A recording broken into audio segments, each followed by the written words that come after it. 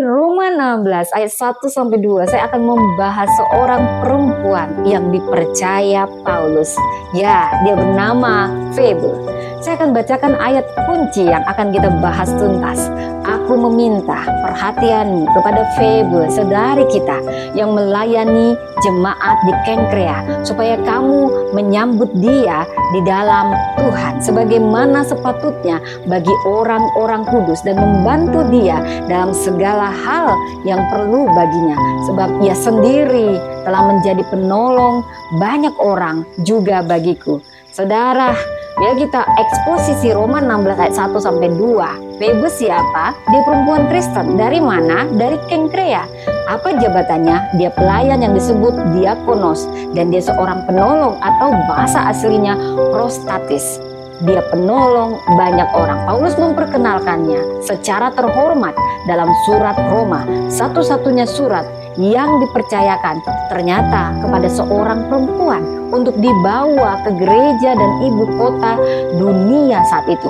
Tahukah Anda, Roma adalah surat Paulus yang kaya dengan teologis yang sangat dalam, dan dia mempercayakan kepada seorang perempuan untuk membawa ini ke kota Roma. Saudara, di sini ada makna yang dalam. Saya suka kata diakonos dan prostatis. Ini bukan hanya pelayan biasa, tetapi istilah resmi yang juga dipakai untuk Paulus dan Timotius. 2 Korintus 3 ayat 6. Prostatis berarti pelindung, penolong, pendukung strategis, mirip peran seorang sponsor atau pemimpin. Febe adalah contoh nyata bahwa Tuhan mempercayakan pewahyuan ilahi kepada perempuan yang terbukti setia dan bijaksana dan berdampak. Saudara, saya suka sekali tentang kisah ini. Perempuan yang membawa pewahyuan bukan sekedar menyampaikan kata-kata.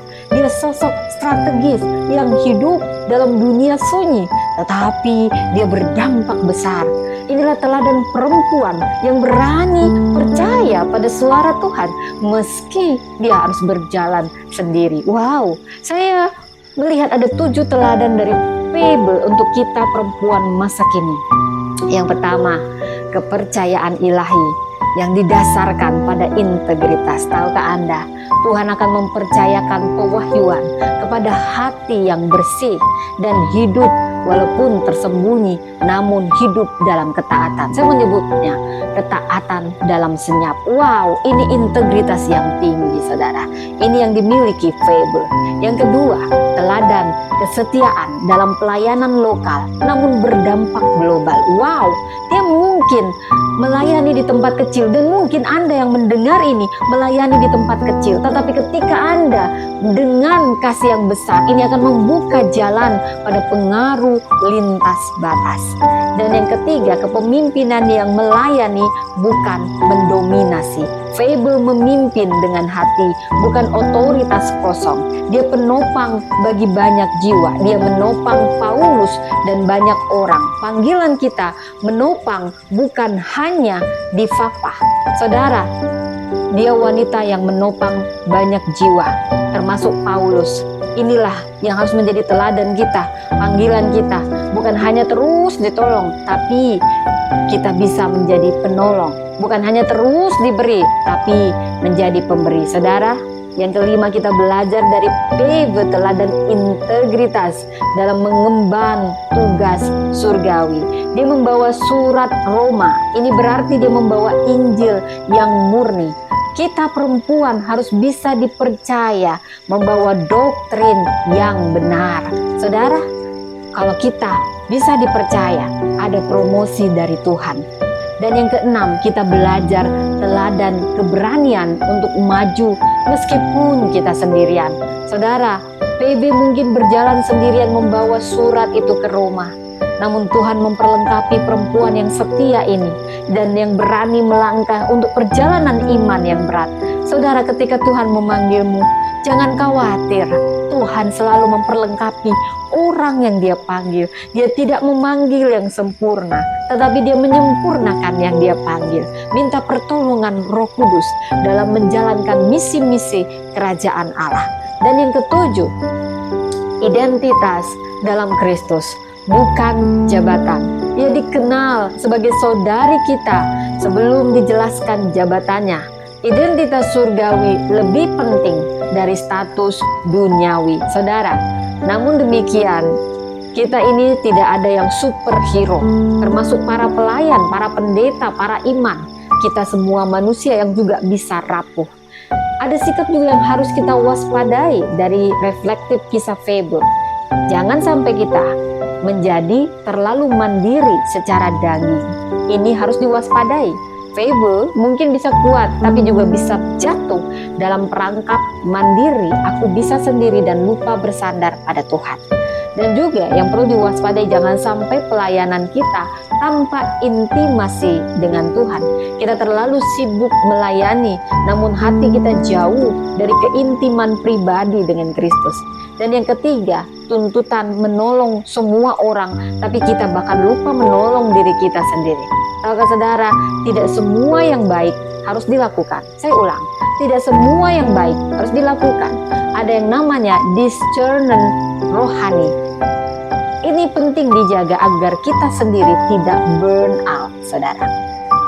Jadi ketika Tuhan mempercayaimu untuk hal yang besar, percayalah, Tuhan selalu melengkapimu, saudara. Saya sangat-sangat diberkati melihat Febe ketika Tuhan mempercayaimu lebih dari yang kau sadari. Tentang beban mulia mungkin membawa pewahyuan surgawi seperti Febe.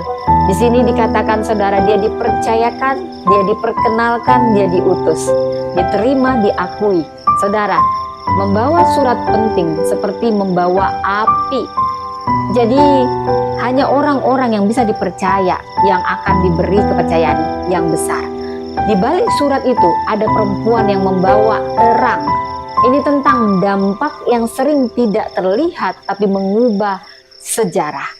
Dari Roma 16 ayat 1, ini surat kehidupan, surat penghiburan, surat perubahan. Jadi ini penolong banyak orang ketika pelayanan diam, tapi dalam diam tentang panggilan menopang, menguatkan, dan melayani. Saudara, hati penolong, peran yang jarang disebut, pahala yang besar di surga. Saudara katakan, ini aku Tuhan, pakailah aku. Hidup ini adalah kesempatan. Jadi kita belajar, kita pun akan bisa dipercaya kalau kita punya kerinduan seperti Febe. Tuhan akan mempercayaimu lebih besar dari yang bisa kau pikirkan. Tuhan akan memperkenalkanmu, mempercayakanmu membawa pewahyuan dan diutus untuk menopang banyak orang. Terkadang Tuhan memberi tugas besar hanya saat orang lain belum mengenal namamu. Yang tidak terlihat di bumi, bisa jadi dia terlihat jelas di surga. Ada pewahyuan yang saya dapat sembari saya membagi firman ini. Saudara, siapapun Anda yang mendengar ini bukan suatu kebetulan. Engkau bukan hanya pembicara, engkau pembawa pewahyuan. Surat hidup dariku. Dan ada 3 mandat profetik yang kupercayakan. Penata layanan pewahyuan ilahi. Penopang para pemimpin. Pembuka jalan bagi generasi profetik perempuan. Musim depan adalah transisi, bukan pengurangan, tapi pelipat gandakan. Siapapun Anda yang mendengar ini juga termasuk buat saya, saudara. Musim depan adalah transisi, bukan transisi pengurangan, justru pelipat gandakan. Saudara, Tuhan berkata, engkau adalah surat hidup yang ditulis oleh tangan Tuhan, dibaca oleh dunia, dan dipercayakan membawa pesan kerajaan surga. Ini nubuatan kuat, saudara. Febe seperti pesan utama firman saat ini. Febe bukan hanya tokoh minor dalam surat Paulus. Dia gambaran perempuan yang dipercaya surga. Dari hidupnya kita belajar kerendahan hati dalam ruang tersembunyi yang dapat membuka pintu panggung pewahyuan yang mengubah dunia. Ketika surga mempercayakan, ketika Tuhan mempercayakan pewahyuan walaupun hanya kepada seorang perempuan. Ia tidak menulis surat Roma, tapi Tuhan mempercayakannya untuk membawanya. Febe mungkin tidak berkhotbah di mimbar, tapi lihat Paulus menyebutnya penolong banyak orang. Dia mungkin bukan sekedar pelayan jemaat, dia perempuan yang dipercaya surga untuk membawa kebenaran bagi generasi. Dari kisah Febe kita belajar melihat bahwa kepercayaan Tuhan tidak ditentukan oleh posisi, tetapi kedalaman hati.